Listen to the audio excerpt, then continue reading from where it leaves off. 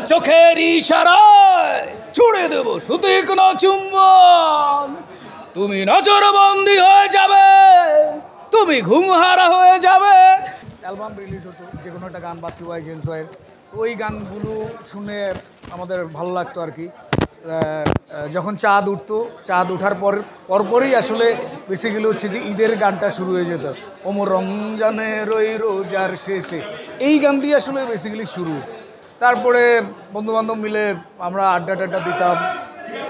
কখনও বাচ্চু ভাইয়ের গান রিলিজ হতো, জেমস ভাইয়ের গান রিলিজ হতো, তারপরে দেখা গেলো যে নচিকেতার গান শুনতাম আমরা। এভাবে আসলে চাঁদার টাকা তো, আর ঈদের দিন তো সবার কাছে যাওয়া, সালাম করা, সালাম করার পরে টাকা পয়সা পাওয়া। এখন তো আর কেউ টাকা পয়সা দেয় না, এখন আমাদের দিতে হয় আর কি, উল্টা আর কি।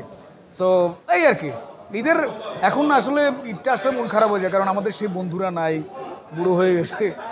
আমি বুড়ো হই নাই, ওরা বন্ধু, মানে আসলে আপনি যত বড় হতে থাকবেন তত তো আসলে বন্ধু সার্কেলটা হারায় যায় আর কি। সো আমার বন্ধুর ওই জায়গাগুলো হারায় গেছে, বন্ধুবান্ধব নাই, তো এই জন্যই ঈদ আসলে ওই জিনিসগুলো মনে পড়ে আর কি, মিস করি। না গরু কিনে হয় হাটে, ওই যে বললাম না, ছোটোবেলায় ভালো লাগতো আর কি। এখন হাট মাঠে, এখন আসলে হাটে মাঠে ওইভাবে যাওয়া হয় না আর কি, আর গেলেও উপায় থাকে না আর কি। ওই সবাই বলে যে এই ওই যে ব্যাচেলর পয়েন্টে হাবু ভাইয়ের টাকাটা দে, এই একটা মুসিবতে আছে।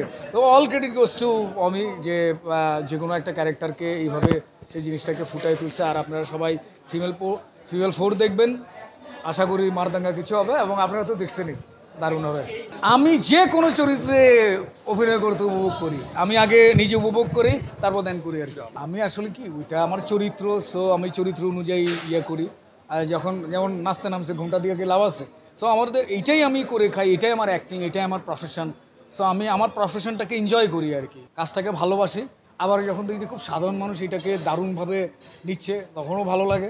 আবার কেউ আছে, দেখা গেলো যে আমাদের হাঁটুর বয়সী পোলাপান তোরে চিৎকার করে, এ বাচ্চু কী রে ভাই, চায় দেখেছি কেউ নয়, মানে যারা ডাকবে তারা তো আমার বন্ধুবান্ধব বা সেম বয়স হবে বা আর একটু সিনিয়র হবে। তো যখন দেখি যে হাঁটুর বয়সী ছেলেরা ডাকে, তখন আমি একটু কী করবো, কিছু করার নেই। যেমন একটা সময় এটিএম শামসুজ্জামান সাহেব, ওনারা রাস্তায় বেরোলে মানুষ খারাপ ভাবতেন।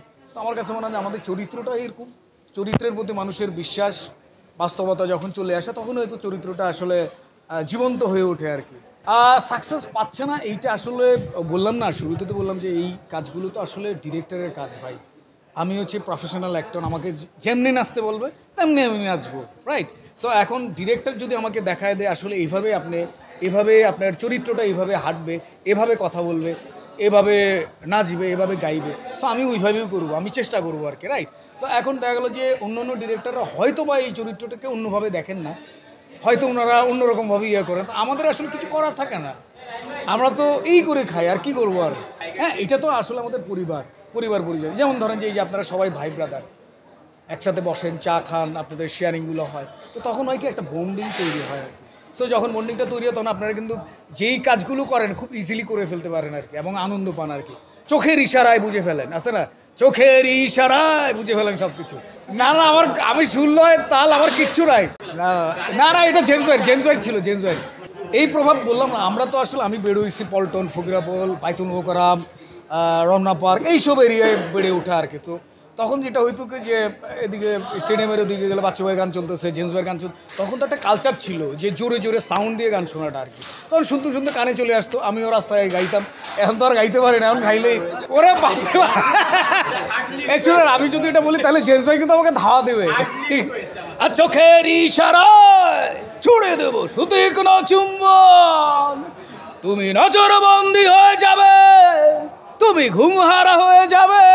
জেমস ভাই রাগ করেন না ভাই, লাভ ইউ।